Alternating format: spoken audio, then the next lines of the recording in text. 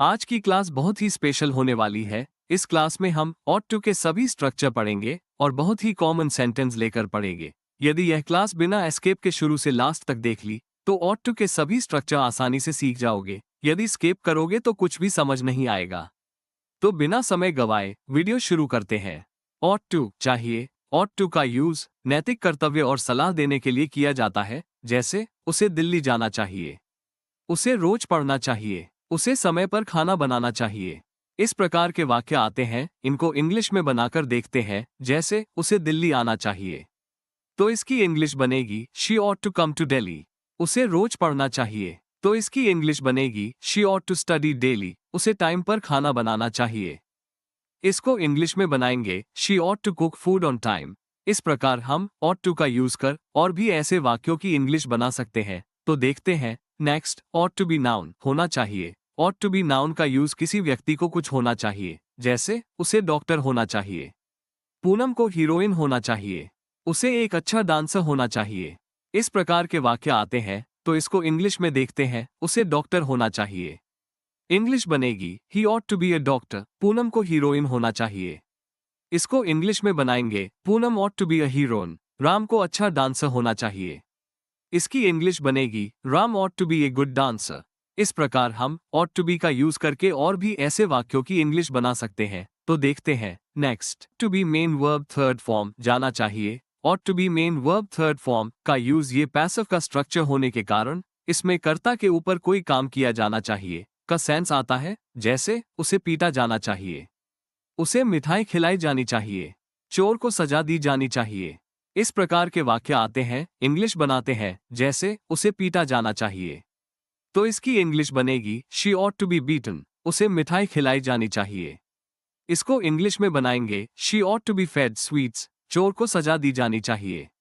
इसकी इंग्लिश बनेगी the thief ought to be punished। इस प्रकार हम कर्ता के ऊपर कोई काम किया जाना चाहिए के अर्थ में ought to be main verb third form का यूज कर और भी ऐसे वाक्यों की इंग्लिश बना सकते हैं। तो देखते हैं। नेक्स्ट, ought to have कोई भी वस्तु पास होना चाहिए। ought to have का यूज कोई भी वस्तु पास होना चाहिए के लिए होता है, जैसे उसके पास मोबाइल होना चाहिए, राम के पास अच्छे कपड़े होने चाहिए, उसके पास बंदूक नहीं होनी चाहिए।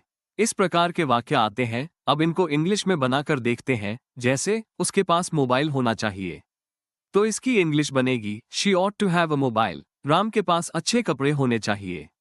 इसको इंग्लिश में बनाएंगे Ram ought to have good clothes। उसके पास बंदूक नहीं होनी चाहिए।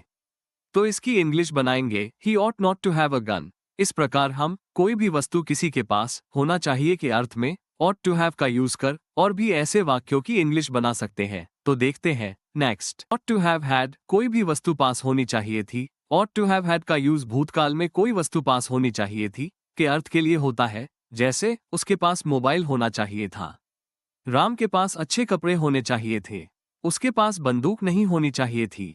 इस प्रकार के वाक्य इसमें आते हैं। अब इनको इंग्लिश में बनाते हैं, जैसे उसके पास मोबाइल होना चाहिए था। इसकी इंग्लिश बनेगी she ought to have had a mobile. Ram के पास अच्छे कपड़े होने चाहिए थे। इसको इंग्लिश में बोलेंगे Ram ought to have had good clothes। उसके पास बंदूक नहीं होनी चाहिए थी। इसकी इंग्लिश बनेगी he ought not to have had a gun। इस प्रकार हम कोई भी वस्तु पास होनी चाहिए थी के लिए ought to have had का यूज कर और भी ऐसे वाक्यों की इंग्लिश बना सकते हैं। तो देखते हैं। Next, ought to have main verb third form कोई काम करना चाहिए था। ought to have main verb third form का यूज भूतकाल में कोई काम करना चाहिए था पर वह काम नहीं हुआ के लिए करते हैं, जैसे उसे इंदौर जाना चाहिए था, पूनम को पीटा नहीं जाना चाहिए था, राम को खाना समय पर बनाना चाहिए था। इस प्रकार के वाक्य आते हैं। अब इनको इंग्लिश में बनाते हैं, जैसे उसे इंदौर जाना चाहिए था। तो इसकी इंग्लिश बनेगी she ought to have gone to Indore. Ram को खाना खाना चाहिए था। इसको इंग्लिश में बनाएंगे Ram ought to have eaten food। उसे पूनम को नहीं पीटना चाहिए था। इसको इंग्लिश में बोलेंगे he ought not to have beaten Poonam. इस प्रकार हम कोई भी काम भूतकाल में करना चाहिए था अर्थ के लिए ought to have main verb third form का यूज कर और भी ऐसे वाक्यों की इंग्लिश बना सकते हैं। तो देखते हैं। Next, ought to have been किसी साधारण व्यक्ति को कोई विशेष व्यक्ति होना चाहिए था। ought to have been का यूज किसी सामान्य व्यक्ति को कोई विशेष व्यक्ति होना चाहिए था के अर्थ के लिए किया जाता है, जैसे उसे डॉक्टर होना चाहिए था, राम को गायक होना चाहिए था, उसे खिलाड़ी नहीं होना चाहिए था। इस प्रकार के वाक्य इसमें आते हैं तो इंग्लिश में बनाते हैं, जैसे उसे डॉक्टर होना चाहिए था। तो इसकी इंग्लिश बनेगी she ought to have been a doctor। Ram को गायक होना चाहिए था। इसको इंग्लिश में बनाएंगे Ram ought to have been a singer। उसे खिलाड़ी नहीं होना चाहिए था। इसको इंग्लिश में बोलेंगे he ought not to have been a player।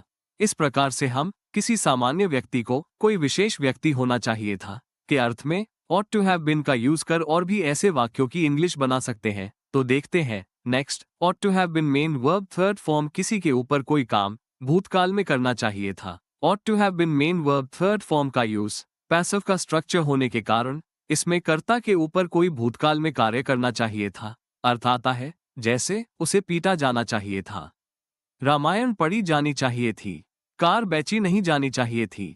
इस प्रकार के वाक्य आते हैं। अब इनको इंग्लिश में बनाते हैं, जैसे उसे पीटा जाना चाहिए था। इस वाक्य को हम ऐसा भी बोल सकते हैं उसको पीटा जाना चाहिए था।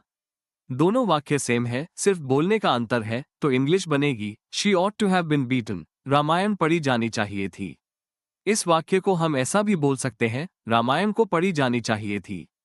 यह वाक्य भी दोनों सेम है, सिर्फ बोलने का अंतर है। तो इसकी इंग्लिश बनेगी the Ramayan ought to have been read। Car नहीं बेची जानी चाहिए थी। इस वाक्य को हम ऐसा भी बोल सकते हैं कार को नहीं बेची जानी चाहिए थी। ये दोनों वाक्य भी सेम है, सिर्फ लिखने या बोलने का अंतर है। तो इंग्लिश होगी the car ought not to have been sold।